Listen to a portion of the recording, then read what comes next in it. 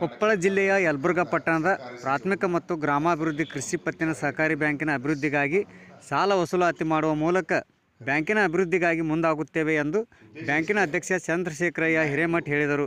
ಈ ಸಂದರ್ಭದಲ್ಲಿ ಬ್ಯಾಂಕಿನ ಉಪಾಧ್ಯಕ್ಷ ಭೀಮರೆಡ್ಡಿ ಸ್ಯಾಡಲಗೇರಿ, ನಿರ್ದೇಶಕರಾದ ದೇವೇಂದ್ರಗೌಡ, ಪೊಲೀಸ್ ಪಾಟೀಲ್, ಉಳಿವೇಂದ್ರ ಸ್ವಾಮಿ, ಮೌನೇಶ್ವರ ಮಠ್ ಸೇರಿದಂತೆ ಮತ್ತಿತರರು ಇದ್ದರು. ವರದಿ ವಿ.ಎಸ್. ಶಿವಪ್ಪನಮಠ, ಯಲಬುರ್ಗಾ. ಕೇವಲ 6 ತಿಂಗಳಲ್ಲಿ 1,25,00,000 ನನ್ನ ಅವಧಿಯಲ್ಲಿ, ಈ ಹಿಂದಿನ ಅವಧಿಯಲ್ಲಿ, ಈ 1/1/2024 ಹೊಸದಾಗಿ ನಮ್ಮ ಬಾಡಿ ಆಯಿತು. ಹಿಂದಿನ ಬಾಡಿ ಕೇವಲ 1 ವರ್ಷ, ಅಂದರೆ 1 ವರ್ಷ ಸಂಪೂರ್ಣ ಇರಲಿಲ್ಲ, ಕಡಿಮೆ ಇತ್ತು. ಆ ಅವಧಿಯಲ್ಲಿ ಕೂಡ ನಾವು 1,25,00,000 ರೈತರಿಗೆ ಸಾಲ ಕೊಟ್ಟಿವಿ. ಆ ರೈತರಿರ್ತಕ್ಕಂಥ 6 ಜನ ರೈತರಿಗೆ ಟ್ರ್ಯಾಕ್ಟರ್ ಕೊಟ್ಟಿವಿ. 48,77,000 ಟ್ರ್ಯಾಕ್ಟರ್ ಕೊಟ್ಟಿವಿ. 11 ಜನ ರೈತರಿಗೆ ಭೂ ಅಭಿವೃದ್ಧಿ ಯೋಜನೆ ಕೊಟ್ಟಿವಿ, 38,30,000. 13 ಜನ ರೈತರಿಗೆ ಕುರಿ ಯೋಜನೆ ಕೊಟ್ಟಿವಿ, 36,54,000. ಒಟ್ಟು 1,23,61,000 ರೂಪಾಯಿ. ಸುಮಾರು 30 ಜನ ರೈತರಿಗೆ ಕೇವಲ 3 ತಿಂಗಳಲ್ಲಿ ಸಾಲ ಕೊಡ್ತಕ್ಕಂಥ, ಈ ಅಲ್ಪಾವಧಿಯಲ್ಲಿ ಕೇವಲ 1 ವರ್ಷದ ಒಳಗಡೆ ಈ ಸಾಲ ಕೊಡ್ತಕ್ಕಂಥ ನಮ್ಮ ಬ್ಯಾಂಕಿನ ಅವಧಿ. ಬಹುಶಃ 2023 ಆಗಸ್ಟ್ ನಂತರ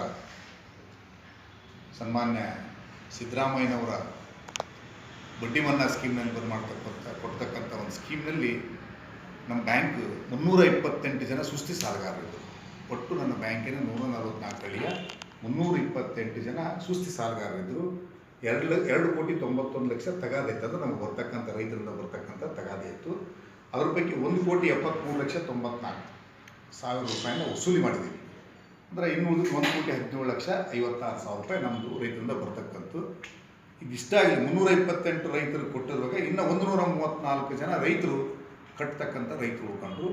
ಒಟ್ಟು ಈ 328 ಜನ ರೈತರ ಪೈಕಿ 117 ಜನ ರೈತರು ಕಟ್ಟಿರ್ತಕ್ಕಂಥ ಸಾಲದಲ್ಲಿ 67.58% ನನ್ನ ಬ್ಯಾಂಕು ₹1 ಸಾಲ ಕೊಡ್ದೇನೆ, ಇದು ಸಾಲ ಕೊಟ್ಟಿದ್ದು 23 ಅವಧಿಯಲ್ಲಿ, ಎಲ್ಲ 23 ಒಳಗಡೆ 16-17ರಿಂದ 23ವರೆಗೆ ₹1 ಸಾಲ ಕೊಡ್ದೇನೆ 67.58% ಆಯಿತು ನಮ್ಮದು. ಆ ಒಂದು ದಿಶೆ ಒಳಗೆ ಒಟ್ಟು 194 ಜನ ರೈತರಿಗೆ ನಾವು ಬಡ್ಡಿ ಮನ್ನಾ ಸ್ಕೀಮ್ ಇದ್ದು 130 ಇನ್ನು 1,34,00,000 ಅಸಲು ಬಡ್ಡಿ ಸೇರಿ ನಮ್ಮ ರೈತರಿಂದ ಬರ್ತಕ್ಕಂಥ ನಮ್ಮ ಬ್ಯಾಂಕಿಗೆ ತಗಾದೆ. ಅಂದರೆ 70% ಅಡಿಯಲ್ಲಿ ನಾವು 110 ಜನರಿಗೆ 70, ಅಂದರೆ ಕಾನೂನಾತ್ಮಕವಾಗಿ ಈ ರೈತರು ಕಟ್ಟಲೇ ಇಲ್ಲಪ್ಪ. ಈಗ ನನ್ನಂಥ ರೈತರ ಥರ ಕಟ್ಟಲೇ ಇಲ್ಲ. ಅವ್ರಿಗೆ ಏನು ಮಾಡೋದು? ಮುಂದೆ ಸರ್ಕಾರ ಒಂದು ಯೋಜನೆ ಕೊಡ್ತು. ಏನು ಯೋಜನೆ ಕೊಡ್ತು? ಸಾಲ ಬಡ್ಡಿ ಮನ್ನಾ ಸ್ಕೀಮ್ನಲ್ಲಿ ಕೊಟ್ಟಂಥ ಯೋಜನೆ ಸದುಪಯೋಗ ಯಾರು ರೈತರು ತಗೊಳ್ಳಿಲ್ಲ. ನನ್ನಂಥ ರೈತರು ಅಂದರೆ ಅನುಕೂಲಸ್ಥರೇ ಕಟ್ತಕ್ಕಂಥ ವ್ಯವಸ್ಥೆ ರೈತರು ಕಟ್ಟಲಿಲ್ಲ. ಆ 110 ಜನ ರೈತರು ಉಳ್ಕೊಂಡ್ರು. ಆ 110 ಜನಕ್ಕೆ ರೈತರಿಗೆ ತಿಳುವಳಿಕೆ ನೋಟಿಸ್ ಕೊಟ್ಟಿವಿ. ತಿಳುವಳಿಕೆ ನೋಟಿಸ್ ಹೆಂಗೆ ಕೊಟ್ಟಿವಿ ಅಂದರೆ ರಿಜಿಸ್ಟರ್ ಪೋಸ್ಟ್ ಮುಖಾಂತರ ಕಳಿಸಿದ್ವಿ ನಾವು.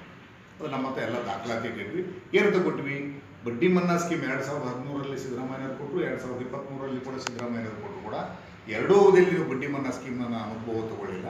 ಇದರಿಂದ ನಮ್ಮ ಬ್ಯಾಂಕಿಗೆ ಬರ್ತಕ್ಕಂಥ 1,17,56,000 ರೂಪಾಯಿ ನಮಗೆ ಲಾಸ್ ಆಗ್ತೈತೆ. ಯಾವುದೇ ದೃಷ್ಟಿಯೊಳಗೆ ಆ ಸ್ಕೀಮ್ ಕ್ಲೋಸ್ ಆಗೈತೆ. ನೀವು ಸಾಧ್ಯ ಆದಷ್ಟು ಬೇಗನೆ ಕಟ್ಟರಿ, ಇಲ್ಲ ನಾವು ಕಾನೂನಾತ್ಮಕ ನಿಮ್ಮ ಕ್ರಮ ತಗೊಳ್ತು ಅಂತ ಹೇಳಿದಾಗ 110 ಜನರಿಗೆ ನಾವು ಸ್ವಲ್ಪ ರಿಜಿಸ್ಟರ್ ಪೋಸ್ಟ್ ಮುಖಾಂತರ ರೈತರಿಗೆ ಕೊಡ್ತೀವಿ.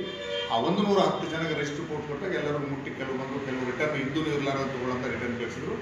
ಮುಂದಿನ ವ್ಯವಸ್ಥೆಗಾಗಿ ಕಾನೂನಾತ್ಮಕವಾಗಿ ನಾವು ಕ್ರಮ ಕೈಗೊಳ್ಳಬೇಕು. ಯಾಕಂದರೆ ಬ್ಯಾಂಕಿನ ಸ್ಥಿತಿಗತಿ ಅಂದರೆ ಸರ್ಕಾರ ಮಾಡಿರ್ತಕ್ಕಂಥ ಯಾವುದೇ ಕಾರಣಕ್ಕೂ ರೈತರು ಕಟ್ಟಲಿಲ್ಲ ಅಂದರೆ ಅವ್ರಿಗೇನು ಕಾನೂನು ಕ್ರಮ ಅವ್ರ ಮೇಲೆ ಜರುಗಿಸ್ಬೋದು ಅಂತ 70 ಅಂಡರ್ ಕೋಆಪರೇಟಿವ್ ಆ್ಯಕ್ಟ್ 70 ಕೆಳಗಡೆ ಹಾಕಿದ್ವಿ. 70 ಜನರ ಮೇಲೆ ಆಲ್ರೆಡಿ ನಾವು 1,24,000 25,000 ರೂಪಾಯಿ ದುಡ್ಡು ತುಂಬಿ ಆ ಕೇಸ್ ಆಗ್ತಕ್ಕಂಥ